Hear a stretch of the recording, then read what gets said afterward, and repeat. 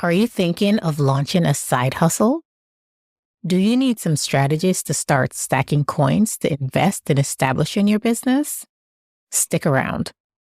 My guest today is all about purse empowerment and helping women live more financially empowered lives. This is Michelle McKenzie, and welcome to the WTF Podcast, where we demystify entrepreneurship and the fog around funding. My guest today is Shani Curry, the head of Purse Empowerment, providing a safe haven for women to learn, share, and grow in financial literacy.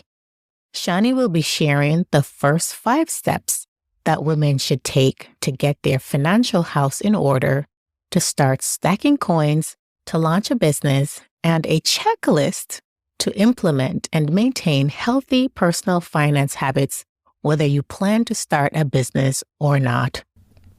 A quick note to listeners, Shani's audio is not as sharp as we would have liked it to be, but I think the value of what she has to say is phenomenal. So keep listening and carry on. Shani, welcome to the WTF Podcast.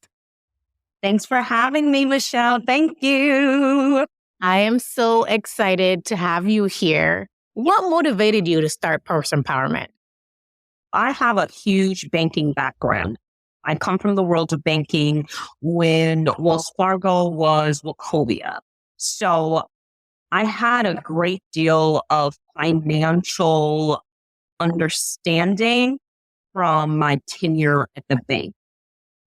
We are speaking directly to women who are contemplating starting a business and are trying to save money for that initial investment. Shani, what are the first 5 steps these women should take to accumulate cash to use for an initial investment into their businesses? I'll use myself an example, the process of losing my job during a recession and then going into entrepreneurship, leveraging the skill sets that I had obtained as a banker. So the things that I begin to do in order to see whether or not if this business was going to have any sustainability is that I had to do some level of testing, right? So I'd spent so much time listening to people setting goals and just not having any execution or having any type of dollar discipline to make sure that the thing that they said that they wanted had the key steps to be able to execute. So that would be number 1 is testing, right? The second thing that I would do if I was still juggling, building out my business, I would have a budget, right? I would have a base level budget to look at my income versus my expenses and how much money did I have left over. Then I would take that number and I would divide it by 12 because I know that based on this particular number that I currently have access to, my income, my expenses, what is being left over is going to let me know how much wiggle room I have in order to go ahead and take an investment in my business. The third thing I would do after I get past testing and I looked at a budget for myself, the third thing I would do is I would look at my personal credit because I showed up differently in my business when I actually had access to more capital. So I would be looking at my personal credit to see how I could be able to leverage that to gain access to other people's money. That would be the third thing. If my credit wasn't the best, I would go into massive improvement of whatever that took to go ahead and bring it up. In the interim, I would begin looking at grants, looking at funding. I've always had a good relationship with time. So those would be the 5 things that I would be looking at in order to prepare myself to move into entrepreneurship. Shani, that was great. Time being a currency is something that people oftentimes discount. Time is a major currency. So not only the amount of time you might be investing in areas where you shouldn't be invested, but how much time you're giving yourself to get to your goals. Sure that you're paying attention to that time currency because a lot of people lose by not giving that the priority that it deserves. Shani, what are your recommendations for implementing and maintaining healthy personal finance habits? Give us a checklist. Oh, let's talk about that. Let's see. The first layer, I would say, are not even going to be mathematical. They're going to be more psychological. I find that those that have good self-care have the capacity to have a better relationship with their money as opposed to those that I think are lacking in good self-care. So let me break this down. I know that there is a lot of self-love, self-care type of verbiage being used in many places, especially socially, but the soft life was definitely built by making some hard decisions. So those that have better self-care, and I'm not just talking about manis and petties and getting a good massage, going on a girls' trip, seeing Paris. Those are really good experiences. But those that I find who have had the opportunity to sit with some of their financial failures. So I would say the first layer is being able to have a self-care regimen that supersedes your appearance.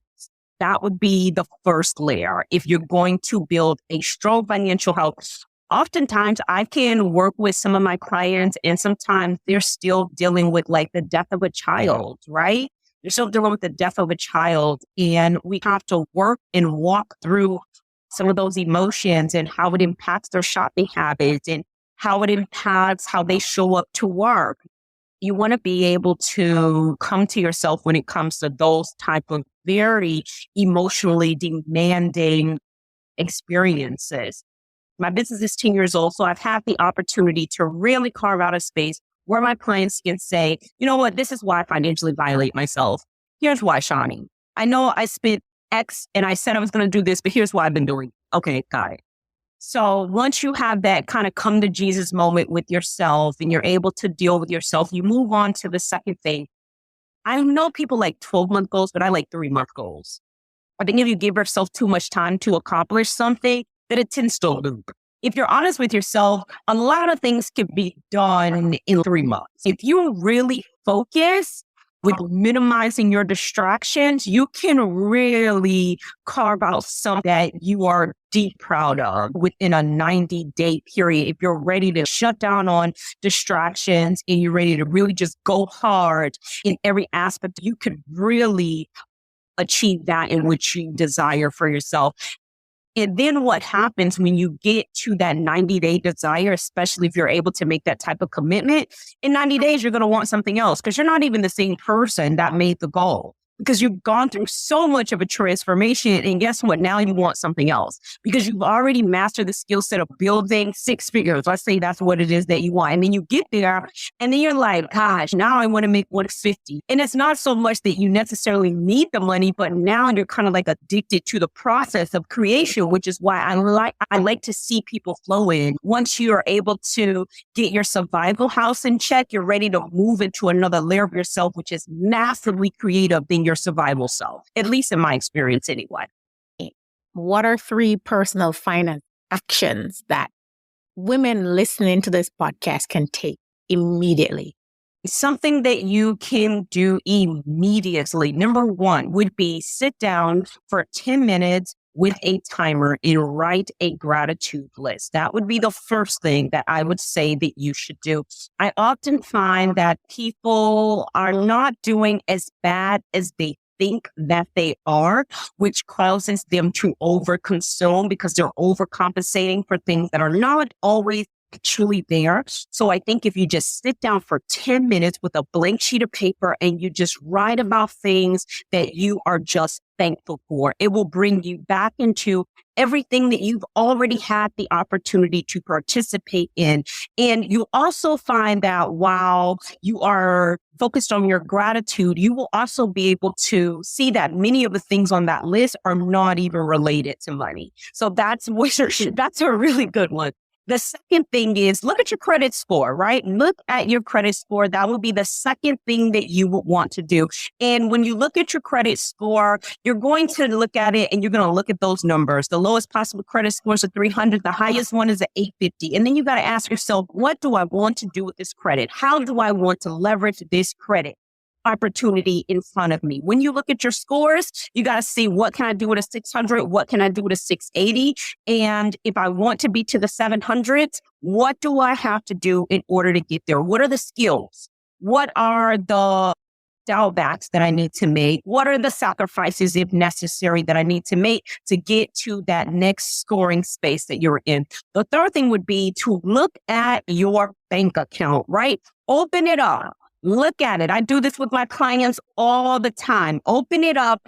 Set a timer. That's something that I say all the time, because you need to measure time. You need to measure it. Otherwise, it's a continuum. So you sit there in front of that bank account and you look at it, whatever that number is, whether that number is $10,000, $150,000, whatever that particular number is. As you sit there and you stare at this number, it's going to let you know whether or not if you are happy with the number that you see, right? It's going to let you know if you feel that you're too wasteful, right? It's going to let you know what type of habits you need to increase and which of those you need to reduce. Oftentimes I see people deal with financial avoidance because they don't want to look at their bank statements. They don't want to know how much money they actually have. They would much rather deal in this very evasive space when it comes to actuality of money, right? But just looking at it will give you a measure. You may find that, you know what, I'm deeply happy with this number, or I'm deeply disappointed. And when you look at that disappointment, you can begin to say, okay, I'm willing to do this to get here. I'm willing to do this to get here. I'm willing to do less of that to get here. And I think that you'll have a way to move forward to something that you really want in just 3 months. I always say the amount of time it takes you to do something is the amount of time that you have. And by giving people less time, it forces them into more radical action sooner, because you could, I could do it next week because or next month, or in the next 2 months, because if you've given yourself a 12-month time span, it's just giving you options for more avoidance, right? Yes. So when that time that you action, avoidance, all of that for sure. So shorten the time span to be able to increase action and get to the goal quicker. For sure. Love it. Shani, now that we've shared all this good information with people, where can they go to get more? Like I said, I'm a fan. I follow you on Instagram. Your content is popping, very informative, very relatable. Tell the folks where to find you and follow you. You can find me anywhere when it comes to social media, Purse Empowerment. My website is Purse Empowerment. So anywhere that you look for me, if you look for Purse Empowerment. Now, there are a couple of duplicate pages, so you definitely want to make sure that it's actually me. So that would be the first thing that you want to do. The other thing is I have a really great book out right now. It's called Money Therapy. I've been using it directly with my clients, especially those that I find that are constantly financially violating themselves because they're just not having the discipline, not having the replacement behavior. I like replacement behavior way better than I like just all around refusal to participate. I like replacement behavior because you can go cold turkey for a little bit, but after a while, it's not going to work out. So I put that in the form of a book. It's called Money Therapy. It is an actual journal. I'm going to give you prompts to help you work through some things. And then, of course, if you kind of like my style of communicating as it relates to making sure that your financial house is in order, whether if you're getting ready to purchase a home or whether you're getting ready to look for funding to launch your business at another level, then you can reach out to me. I do one-on-ones to assist my clients with my form of money therapy. Shani, where can we find that book?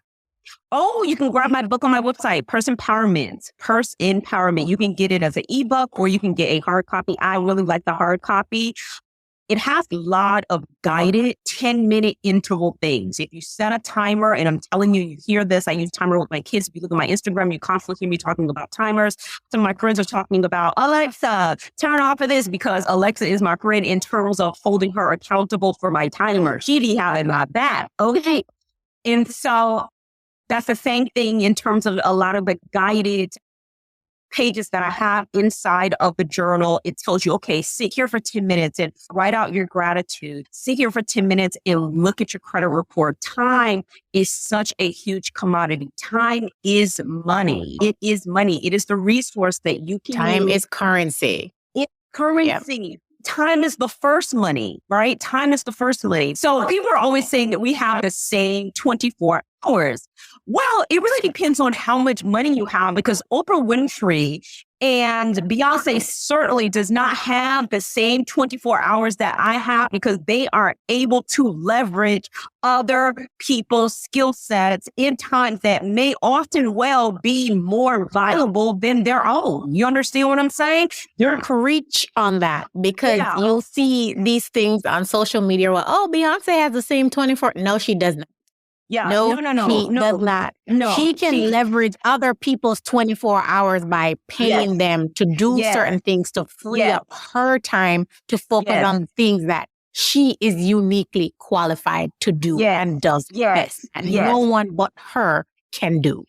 Exactly. So the Oprah Winfrey's of the world, the Beyonce of the world, the Michelle Obamas of the world, whoever it is that you want to think of, they just have time currency compounding, right? Because they're not just using their time, they're also using maybe 8 other people's times that have also studied in a very concentrated way. It does not take them the same amount of time to wash dishes. You understand what I'm saying? It's not a thing. And trainer is not your tricks. So we don't all have the same amount of time. However, we do have time. And as we give value to our time, it does give us the opportunity to use and leverage time in a very different way.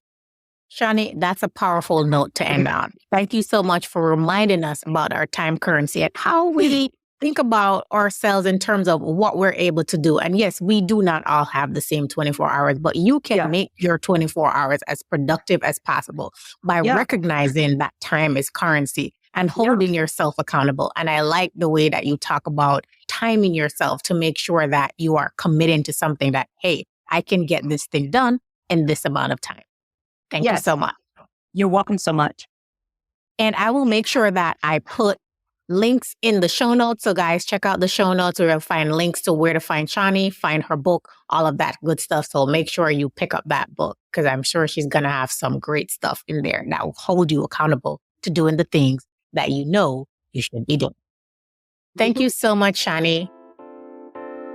To my listeners, I hope you enjoyed this episode. If you do, leave a review, reach out to me, let me know, and share it with 3 friends who might need to hear the content that's in this episode. Make sure that you are sharing if you like this episode.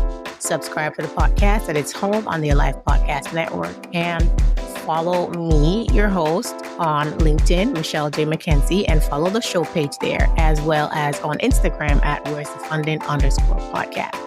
See you next Friday for another episode.